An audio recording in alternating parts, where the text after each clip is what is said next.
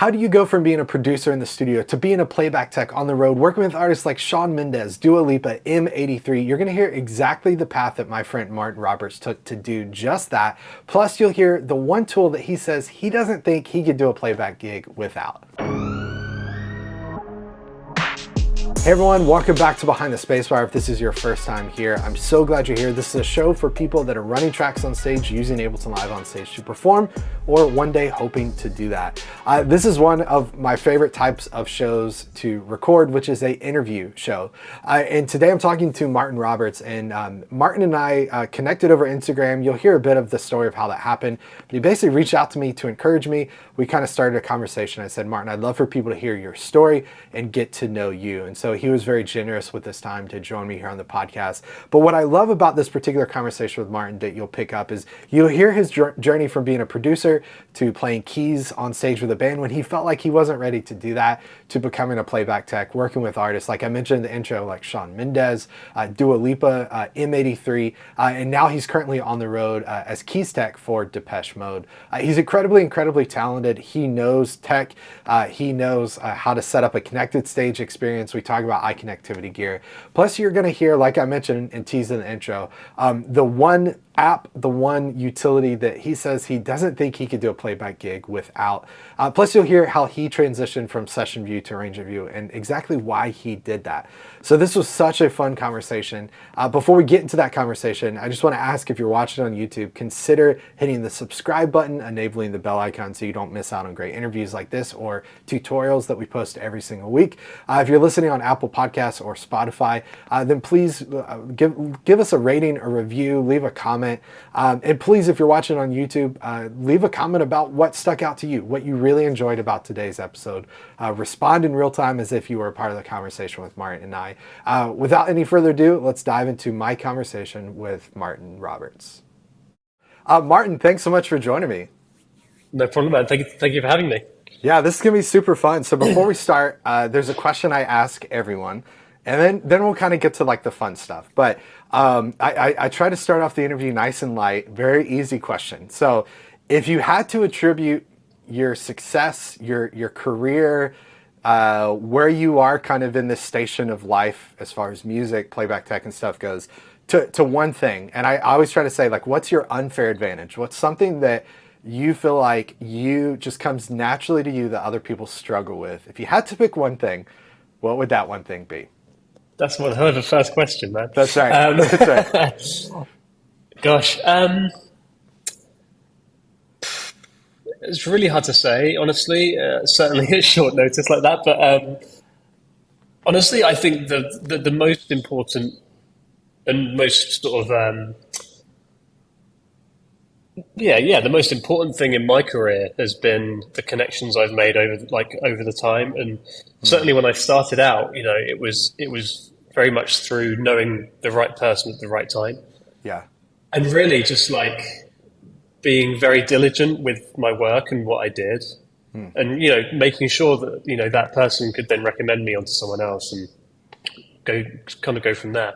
And really that's how my career is built, is that it starts small and then you get recommended, Yeah. and hopefully you get recommended. But I think that's really the most important thing for me, is the people I've met throughout the time, and those relationships have lasted. Yeah. I'm still in touch with all the people that I've worked with previously. So, I think the easy answer to that question is relationships is the most important thing in my career. I think that's fair to say.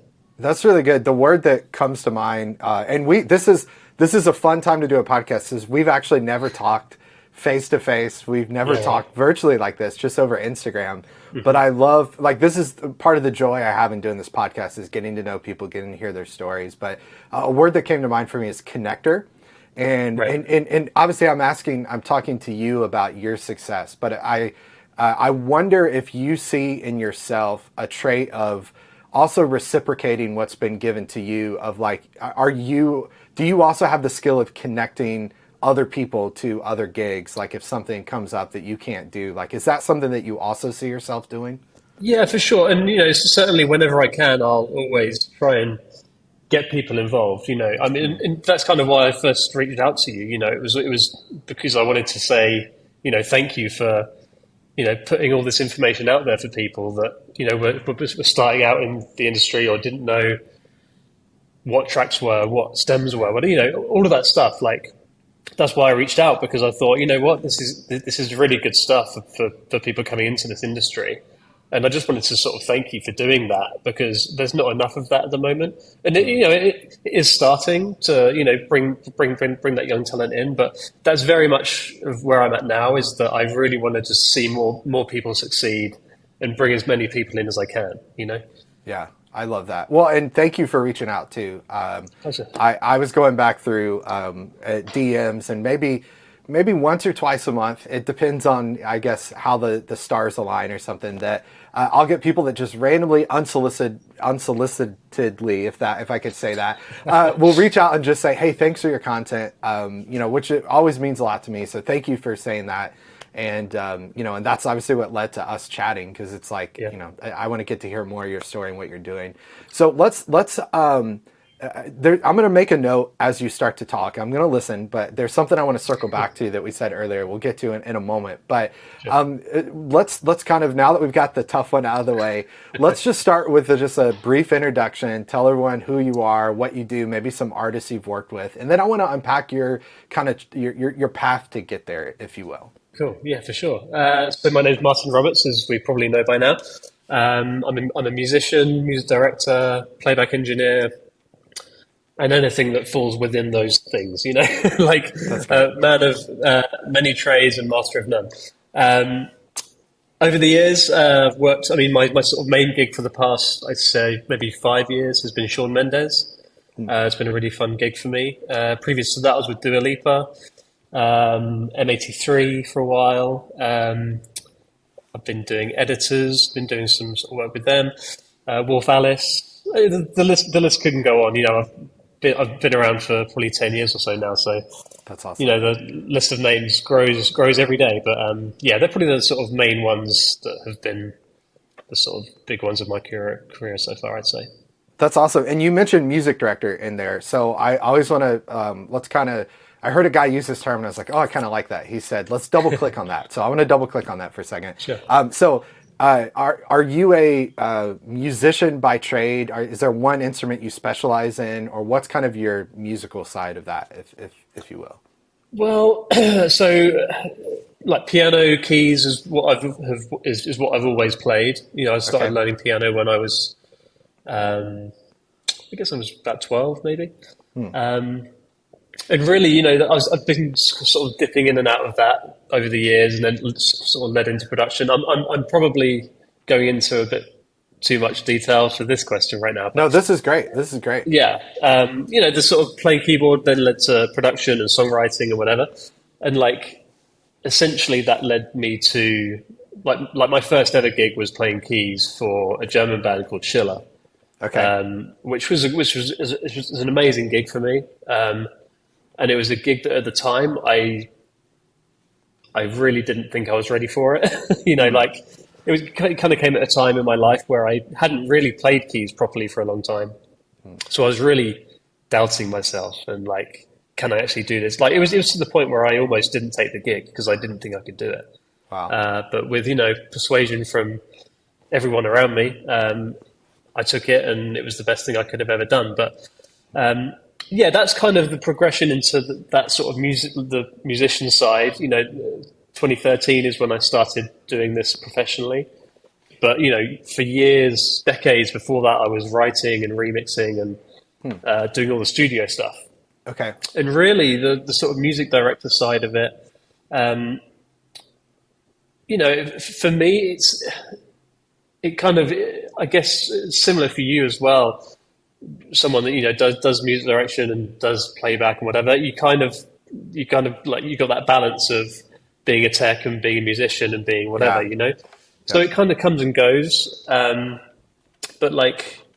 for me, the music director side of it, that's the part I enjoy the most, because it's kind of that that cross between the studio and the stage. Not to quote your title too much, but yeah, that make you a great company name. I like that. That's yeah, good. exactly. Yeah, it's kind of that bridge between the studio and the stage that I really enjoy, and like getting the details and like really putting in the work to make everything sound as good as you can possibly get it. Yeah, I think that's. Let's pause just for a moment, because I think most people that listen to the podcast, most people that follow my content, are coming at it from like, I want to learn to use tracks on stage. I want to use Ableton Live on stage. But what I'm realizing is there's more and more folks listening that go, oh, how to do this in Ableton, find some tutorial I have. And then they're kind of like awakened to the idea of what tracks are. They're awakened to the idea of, oh, there's a playback tech. And sometimes they like that and sometimes they don't. But I know for a fact there are people listening to this that have never stepped on stage and performed. They are not playback techs, but they are, let's call them studio people, right? They're studio cats, let's call them cats, because that's a fun hip word to use, as is the word hip. But just for a moment, because you said your experience is like producing and creating, and you enjoy how music direction is the bridge to the live thing, talk a little bit more about that if you can, or give some encouragement to people that are listening to this that are like, I'm a producer, I'm a studio person, I can create music really quickly, but I wonder if there's something I could do live. What does that look like? What's some encouragement you can give to those folks? I think one thing that I really take with me everywhere I go is that sort of that studio mentality and like discipline, I guess is the right word. Having done it for you sort of part-time, certainly for most of my adult life, you really get into those details, and you really, you kind of see a song as a totally different thing to a lot of people, I think. Yeah. Whether it's your own song or whether it's someone else's, like I think producers and engineers and whatever have very specific ears that listen for different things, and I think that's it's a really good thing to have, certainly in the live environment, because there's so much that can go into a live show.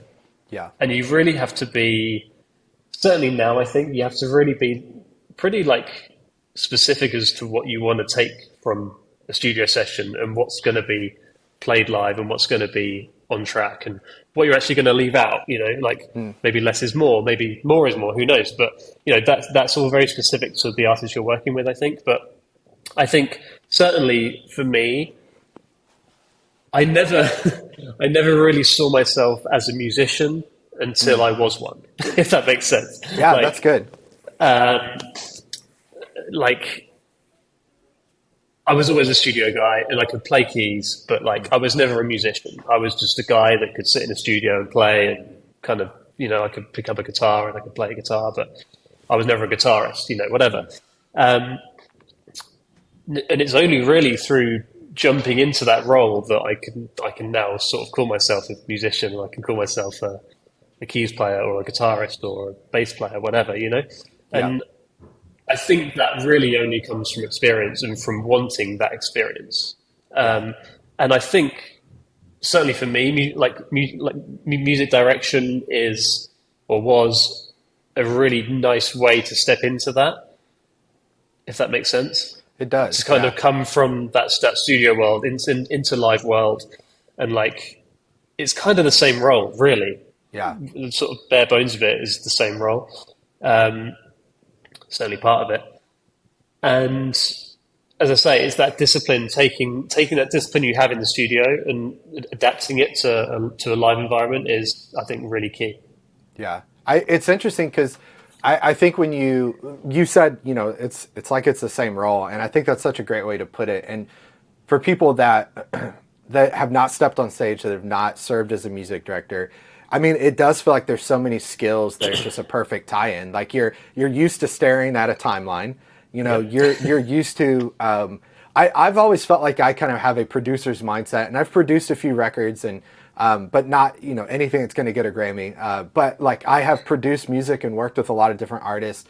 And the thing I've always loved about producing is it's less about, ooh, let's get this really cool guitar lick, and it's more about we have this song. and what serves the song, and the ability to like see the whole picture, but then at the same time be able to use that term we used earlier, double click in and zoom in and go, oh, well, this one keys part, having it play here and not play there adds thematically to making the chorus really feel massive or whatever. And I think you said that really well. If you have that skill as a producer, you know, you can very easily translate that to live, because there's a lot of translation there, but then like you said, and I want to talk just a little bit more about this, that whole aspect of an artist does an album, they record a song, they go to do that live. There is that question of, and I'm glad you brought this up, because I actually have a note card that says what's in the tracks as like a potential behind the spacebar episode to do, because there does have to be that conversation of what do we take from the record, what do we lose, what do we keep, what do we bring to live.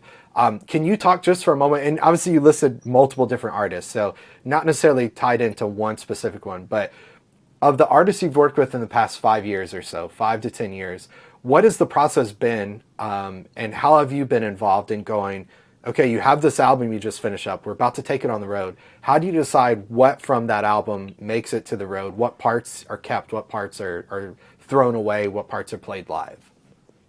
Yeah, so for me, I think it really differs, and it depends on what artist you're working with, you know, because one artist might love tracks, another one might not like it, but needs it. But, you know, whatever, you know, there's really that fine line of you've got to walk, and that conversation you've got to have.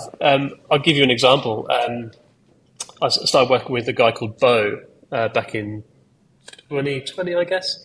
Okay. Sort of mid-lockdown. He's a sort of singer-songwriter from the UK, like nicest guy in the world. And he's got a really cool sound that honestly I don't think I'd have latched onto unless I was working on it, if that makes sense. Yeah, it's not something that would have come on my radar unless I was working on it. Okay. But I really love working on it. And what's been really fun with him is, because I've been with him since the start, since his first live show, you know, sort of seeing him grow and seeing him come out of his shell and what he wants, being vocal about what he wants to be on track and what he wants to play live and whatever. And like, that was really much a very like one-on-one conversation of, okay, so you're going to play this on this song. What do you want on track? What do you not? And it was a very collaborative experience, which was really nice. Because not only it sort of took the weight off me a little bit, but it kind of made sure that he was comfortable with it as well. You know, it wasn't that I was just going to send him a session and he had to use that session and be happy with it. It was very much a like, okay, here's what I've done. Do you like this? Do you like that? I've done this transition. I've done, you know, we're looping this part. We're doing that. We're going to have you play this and then whatever. And then, you know, he'd come back and say, oh, well, maybe let's do this and do that. And it was very much a collaborative thing, which I really like. And it's becoming more of that as time goes on. But yeah, for him, you know, I don't think it's any secret that he runs track. It's, you know, it's very prominent, I'd say. It's only a 3-piece band. It's him playing guitar and singing. He's got a bass player and a drummer. So then the rest of it is all on track, which, you know, it's quite sort of synth-heavy stuff. There's a lot going on. And like, I'd say in the sort of original iteration of it, the bass player was also playing keys. So we kind of had that sort of line where she'd hop on the bass for a bit and then she'd go over to the keys. Eventually, through various problems and whatever, we decided, you know what, this isn't working. So just stick to bass. So now all of the keys are on track, which... Oh, cool. Okay. Yeah, which, you know, in my mind, it's not something I would typically do. Yeah. Because for me, it's... I don't know about you, but like when I go and see a band, if I'm not working on it, when I go and see a band, I'm constantly thinking, oh, what's on track? You know, like... That's right. And it annoys my wife no end, I'm sure, but it's so for me, like having all these keys on track is like it's a bit strange. Like, it's not something I would have chosen myself, but because he's also been so involved, you know, it's kind of his baby as well. So it's really this like collaborative project we're kind of working on, which is really nice. That's cool. I love the word collaboration because I think, it's always kind of, or not always, but often with playback, it's like, are you band? Are you tech? And if you're tech, it's like, keep your mouth shut, just press play. That's it. And if you're band, then like maybe you can be a little more expressive and throw ideas out. But just that idea of collaboration and I think tracks kind of serve two purposes. It's to make the people on stage feel comfortable, which sometimes is different cues or slate tracks in different parts of the song. It's adding bits in to make it a little more easy to play live or to play every single night, when you're on a 3-month run kind of deal. And then there's also what happened in the studio and replicating that live aspect, which is maybe more for the audience than the band. But to be involved in that collaborative process, that sounds like that would be a really fun thing to do. Yeah, it was, and I mean, it's an ongoing thing, as I say. So it's it's a really fun project to do because, as I say, he's the sort of artist that I wouldn't necessarily come across unless I was working on it, unless it was put in front of me. Yeah, and so to work on it in such a sort of I guess double click kind of way is it's nice because it's a different style of music than I'm used to. But it allows me to bring what I know from all the other different styles of music that I do and listen to and whatever, and kind of bring that into what he does, and for me to learn from what he does as well. It's kind of really nice. That's really cool. Can we? I want to dive a little more into like some specifics of playback stuff with you. So one, what does when you're doing playback, on stage, or let me rephrase that. When you're doing playback with an artist, are you typically on stage with them? Are you side of stage? Maybe paint a picture for people that are running tracks with a band and they've never been a playback tech, or they're unfamiliar with what a playback tech is. Like, kind of where are you during the show, and what does communication with the artist or the music director look like during a show for you as a playback tech? So yeah, I mean, again, my kind of I think I straddle a couple of different roles on lots of my gigs because just because of what I do, Yeah. But as a specific playback tech, I'm off stage, usually stage left where where Monitor World is, and I'm just kind of hidden away behind a couple of laptops and a couple of racks, and I'm just there to make sure the show runs smoothly. That's from loading in to loading out and everything in between. But obviously, but mainly the show, and making sure that you start the intro at the right place, you start the next song at the right place, and you're kind of giving everyone the right amount of time to do what they need to do before you're sort of jumping too far ahead. Yeah. And yeah, just kind of doing everything that's sort of track side, running all the stems, doing the edits that maybe the music director needs me to do, and then that can also sort of jump out into other roles, which like preparing like sampled stuff from the stems, so the keyboard player can play this stuff, and they're playing a sample of or whatever from the stems as opposed to recreating it or finding a totally different sound, or it's sound design and actually recreating that sound on this keyboard or that synth or whatever. So there's a lot of different layers to it, I think, and it really depends who I'm working with, what the gig is, and actually what's happening, because a lot of people just have playback that's start stop start stop start stop. Whereas, and I'm seeing it a lot more now, there's other people that use it in a totally different way, and it's almost an instrument, Yeah. And you're live looping, you've got lyrics happening on stage now. You've got, as I say, there's the whole sampling stuff from the stems or recreating the stuff like that. It's all, for me, it's all part of that role. Yeah. And one day I could be just pressing play. The next day I could be building out a whole main stage rig, and who knows? But there's kind of all these layers to it, I think. That's really good. How do you, as you were talking about that, I was just thinking, I think part of what I've always enjoyed about Playback and everything kind of related to it is the fact that it's always new. It's always moving constantly. I mean, as we record this, I'm looking at a piece of gear that's unreleased, that has not been announced, that will be absolutely game changing in the Playback world. I just did a video for a piece of software that is released now, Lyrics by Strange Electronic, that is absolutely game changing. 2 weeks before that, I did a video for Ableton, the brand new version of Ableton 2, which is absolutely game changing. But I love that stuff constantly is changing, and you have to be on your toes, and it's not a sit back, arms crossed, this is how we've done it for years, kid, leave me alone. How do you personally keep up with like the new stuff that's coming? And then when you're in a situation where, you know, maybe because of your studio experience, you know how to pull something from a stem, turn it into a sample, load it into a sampler in Ableton or in Mainstage or whatever, and have the keys player play that. But if you're on the road, if you're getting ready to work with an artist and someone says, Martin, I really would like to blank, and you're going, I have no idea how the hell to do this. What's like in your mind? What are the steps you take to figure that out and then to make that happen? That's a great question. So, like, I guess one thing you should know about me is that I love to be busy. I love to be, you know, challenged. I love to be creative. I love to be able to be all those things.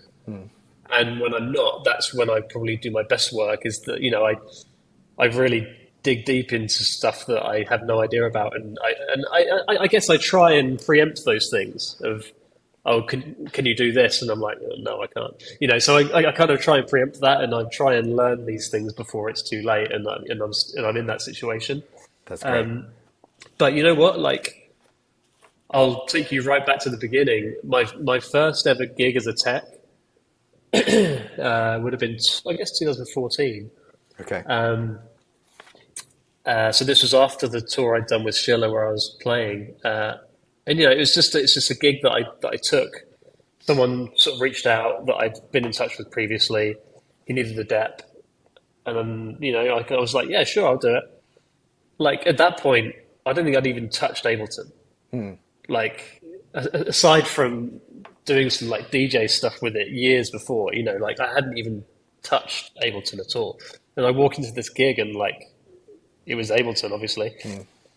And I had no idea. Like, I just had to really like, just kind of fake it until I made it. Like, and you know, it's not something I'm proud to say, you know, like and it's not something I do now, luckily, but honestly, I think that's kind of where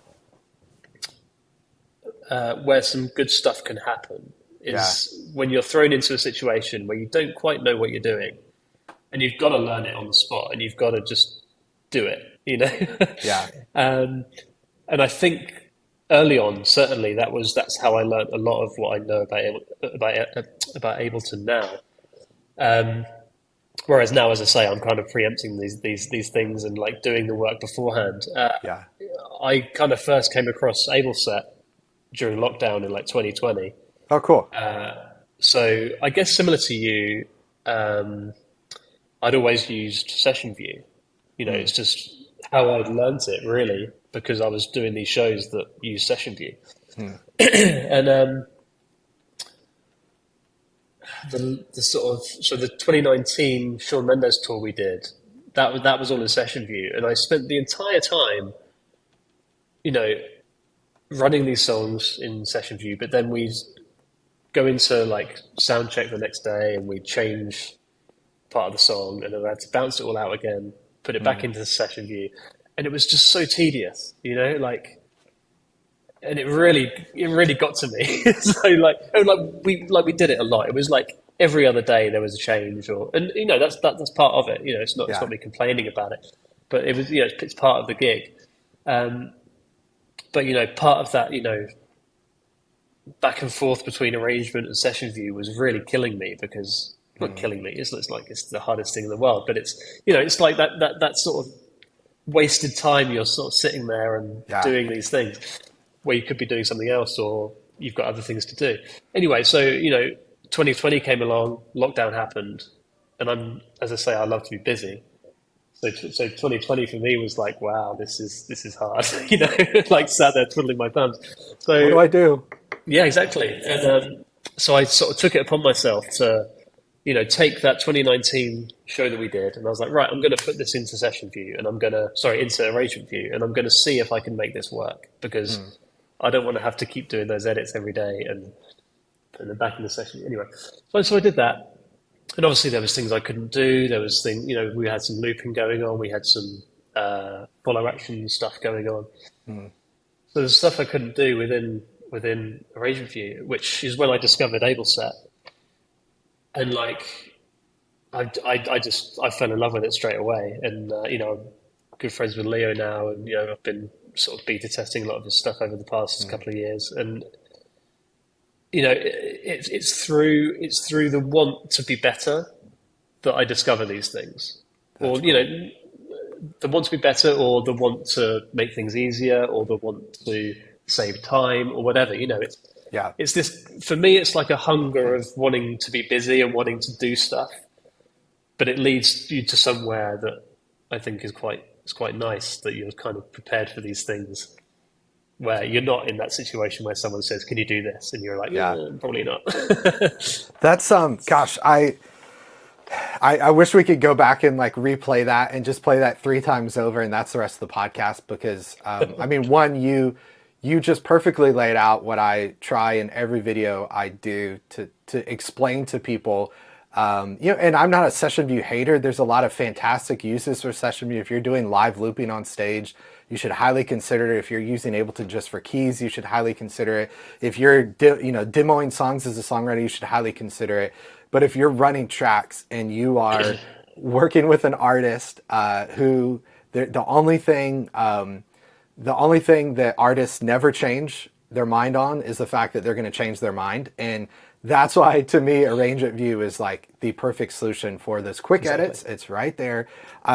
So I love that. I mean, again, everyone go back, hit back on the podcast player, skip back on YouTube and listen to that. You threw out AbleSet, which again, Leo is a freaking genius. Like when he sent me AbleSet 2, I kind of, it took a couple days and I like casually looked at it, and then I opened it and I was like, I literally emailed him back and I said, dude, you are a genius. This is unbelievable. It's only getting better and better. But you mentioned AbleSet is a really incredible tool. If you had to give us, you know, either your normal gear list stuff you use, or gear that's just like pleasant to work with, that you, every time you plug this interface in, this MIDI controller, this plugin, whatever it is, that you're like, my life is so much easier when I use this. What are some of those tools for you that you use pretty frequently? I mean, top of the list is AbleSet. I don't think I could do a gig now without it. Not that I couldn't do it, but I wouldn't like to do it. You know, I feel like it's such a big part of what I do now. And, you know, actually it was, I kind of stumbled on it by mistake as well. Well, not by mistake, but I came across Leo through a different device he made. Okay. I think he was doing like an LTC to MIDI an LTC to MTC converter. I found it on Reddit, and it was like, this is exactly what I needed, because we do a lot of stuff with that on Shawn Mendes. So I needed NTC, and I found this thing on Reddit, and I reached out to Leo, and I was like, "Oh, can you add this? Can you do this? This isn't working. Can you change this?" And through that is how I discovered AbleSet, because, you know, a few months earlier he posted that, so I kind of stumbled on it that way. And honestly, it's made my life so much easier, and actually so much more fun. I don't know if fun's the right word, but honestly, I get that though. I get that. Yeah, as I say, it's such a big part of my workflow now that I don't think I would enjoy doing a gig without it. Yeah. And you know, I've been quite involved with Leo in sort of beta testing his lyrics feature, which I know you've recently talked about. Yeah. You know, I've been doing that with him for probably maybe a year. I don't know, maybe a year now. Yeah, and it's been really fun to like be a part of that and to see all these new features he's bringing, and you know, just as you say, it's like an ever changing thing, an ever evolving thing, which I really enjoy. So yeah, certainly able set is top of that list. Regards to anything else, gear wise, that's a great question. I don't know if there's any hardware that I would like take with me to every gig. Do you know what I mean? Like, Yeah. it's a strange one. Well, let me ask a question that maybe gets us into some of that. So Yeah. you get hired for Shawn Mendes or M83 or any of these bands that you mentioned that you've worked with recently. Do you come into a situation where there's already gear, or do they say, Martin, we want to do playback, buy a rig, and let's do it? It depends. Okay. Certainly, there's been bands that I've come in and they've said, right, we haven't got a rig, we need everything. Yeah. And then then in which case it's okay. Well, what's your budget? Is it an iConnectivity rig? Is it is it a MIDI rig? Is it whatever? There's a whole load of things there. A whole broad spectrum of things you could spend money on there. But Yeah. then there's other gigs that I've walked in and they've already got a rig, and you've kind of trying to adapt to that. So like when I started Shawn Mendes, essentially they didn't have a playback tech before, but they had a rig. Okay. And it was run by whoever was around at the time, kind of thing. Sometimes the production manager would go in and he'd be doing it. Sometimes the MD would be involved. Sometimes the stage manager would be involved. And they didn't have a dedicated guy. So I kind of came in 2019 and I was that guy. But, I kind of walked into a rig that was already built and essentially a session that was pretty much built, but for me, not quite how I'd have built it. Yeah. So like a lot of the first couple of weeks while I was there during band rehearsals was me trying stuff out, So we'd do a day of rehearsal, and then I'd have all these ideas that I'd want to do or try, and then I'd at the end of the day I'd spend a couple of hours or all night trying out these ideas to then bring in the next day and be like, oh, should we try this? Should we try that? That's cool. That's cool. And like that, I think is kind of where we've ended up now. I've got a really great relationship with Shawn's MD, Zubin, and we've kind of got this really nice back and forth now where I think he can kind of trust me to do what he needs doing, and I can bring these ideas in that I've got, whether it be a looping thing or a whatever, whatever it is, I can bring in these ideas. Sometimes it's a no, sometimes it's yeah, let's try it. Sometimes it doesn't work, whatever. But it's this really nice thing. So that kind of started with me going into this gig with having a rig already built, which I've kind of maneuvered my way into, as it were. And it's kind of built up from there. And essentially, we're still running the same rig, but it's just now expanded out massively. It's a mental rig now. Can you talk us through, as much as you're allowed to or can, what's the unique stuff in that rig that makes that like so mental and so cool? There's just a lot going on, honestly. So when I came into the gig, there was no MIDI whatsoever. Okay. It was there was playback, and the band were on stage and they did their thing. But throughout the year, we started adding things in. Maybe the bass player needed some program changes. Maybe the drummer needed some program changes for his drum brain. Part of it was part of that rig as well is the keyboard rig, which is on main stage. Maybe they needed some like MIDI clock from Ableton. All these things that just kind of started adding up throughout the year. And like eventually, it was just this rig that was like, if you move anything, it's gonna fall apart, Yeah. So that's why 2020 was kind of nice in a way, but not in many other ways, obviously. Yeah. Where I had that time to like sit down and think, right, what do I want to do for this next tour? Like I know I don't want to be using Session View, so let's fix that. And then we had a whole other list of things we needed to achieve. We're going to have a B stage where the band would have a completely replicate setup. So essentially two stages running the same gear. that I had to figure out, okay, is it all going to be on this one rig, or is we going to need two rigs? Are we going to need this, that, you know? Um, and then, I mean, specifically, I don't know if there's anything that crazy about it, but you know, I think the rig I built in 2022 last year before we went out, it was a pretty mammoth thing. Like Yeah. we had essentially the same sort of bare bones of the rig, which was a MIDI rig, so a Ferrofish and a direct out box. You know, that was the bare bones of it, but then adding all this MIDI into it as well. So, you know, I put a Mio XM, no, sorry, XL in the main rack, and then basically we had, I think, 7 Mio XMs around Wow. different places, like yeah, and all on Cat 5 or Cat 6, and yeah, it was just like basically one Mio XM for everyone, you know. Yeah, It's a bit like that's a great. Oprah scenario.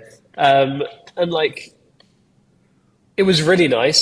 It was like a really nice build in the end, but like, I think to go back into it is going to be a bit of a thing to try and figure out my head around. But Yeah. like, yeah, there's just a lot going on. You know, we've got, obviously it's running AbleSet now. I myself don't actually run the tracks. I just kind of look after them. We've got a stage manager that essentially presses play and stop, and he's like show caller. Okay. So he'll be in Sean's ear to tell him what's next and whatever. And he'll be the one pressing play. So he's got an iPad that's all, you know, again, he's got, iPad connected to a Mio XM, which is connected to my Mio XL. And then, so he's running the show, but I can see everything. You know, I've got performance view up. I've got the set list view up, and then I've got the tracks in front of me. I've got the keyboard rig next to me as well. Yeah, there's lots of MIDI going on. Lots of MIDI for guitar world, like lots of pedal stuff, like lots of guitar pedals on MIDI that are getting changes, or you know, volume ramps or whatever. Yeah, it's just a lot. MTC going all sorts of places as well. Yeah. It's a lot. I think it's kind of hard to go into in detail without kind of seeing it at this point. But Yeah. yeah, it's a lot. I love what you explained though at the core, because every piece of gear you mentioned is accessible to anyone watching this, or Yeah. you know, let's think of it in components and as a modular rig, which I think is the right way to build anything. Is we have, you know, redundant playback system.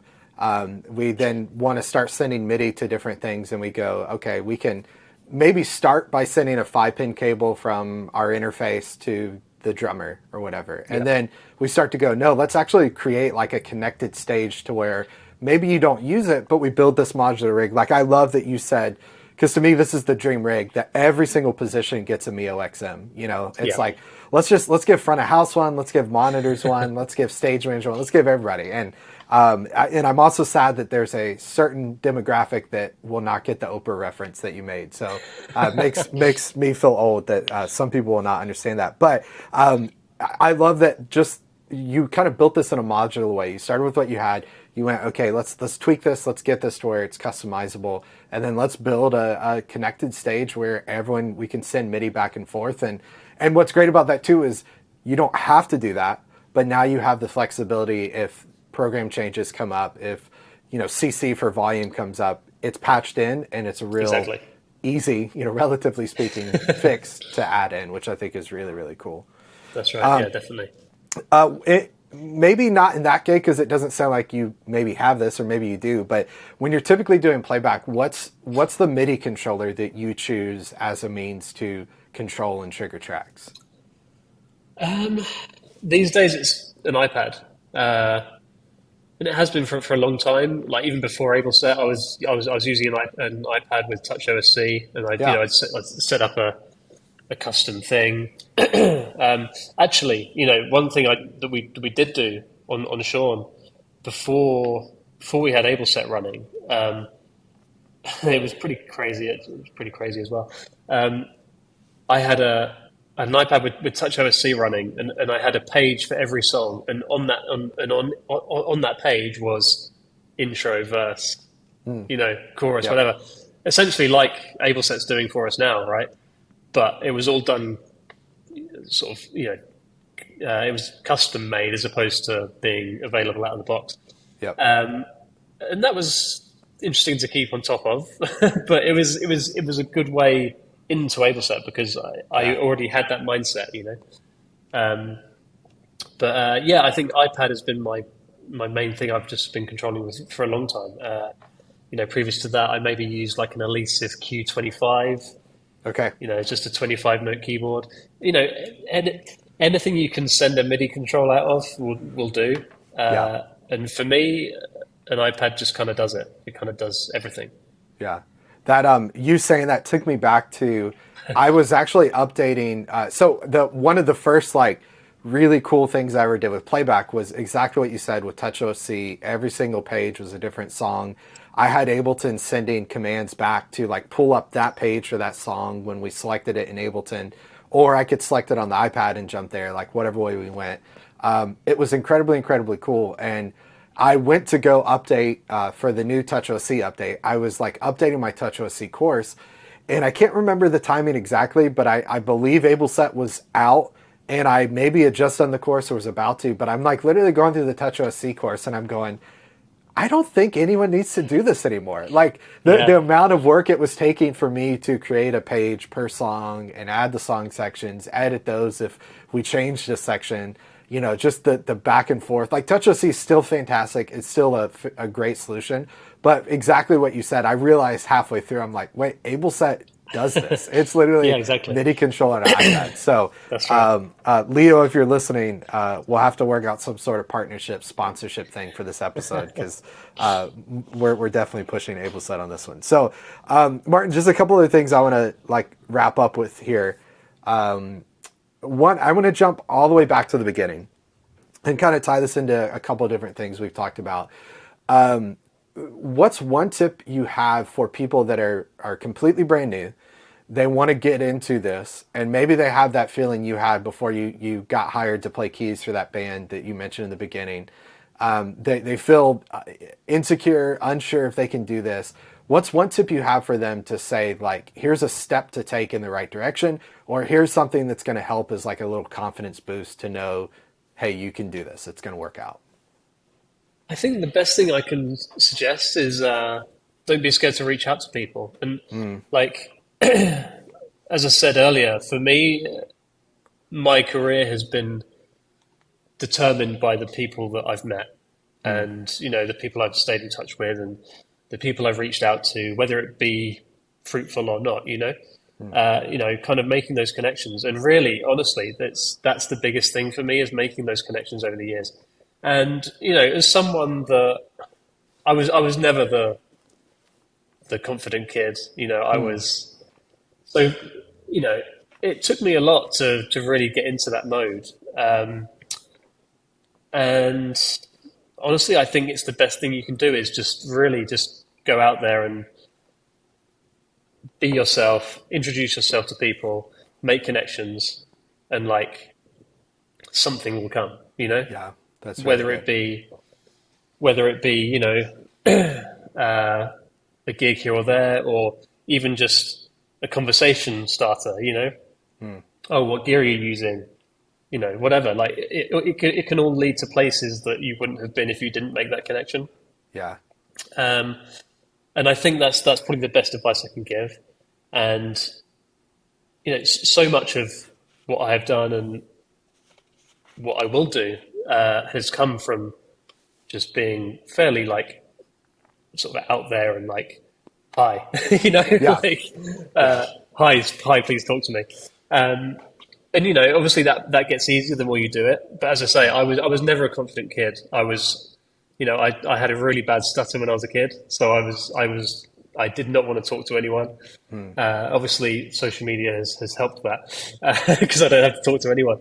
But, it was a lot to overcome.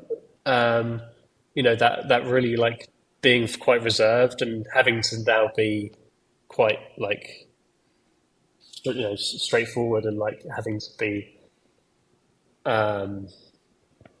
what's the word I'm looking for? Very Yeah, direct. upfront with people. Yeah, direct. Yeah. So what I will say is that if you are like that, like I was, just try your best to like get out of that and just put yourself out there, because Yeah. nothing bad will come of it.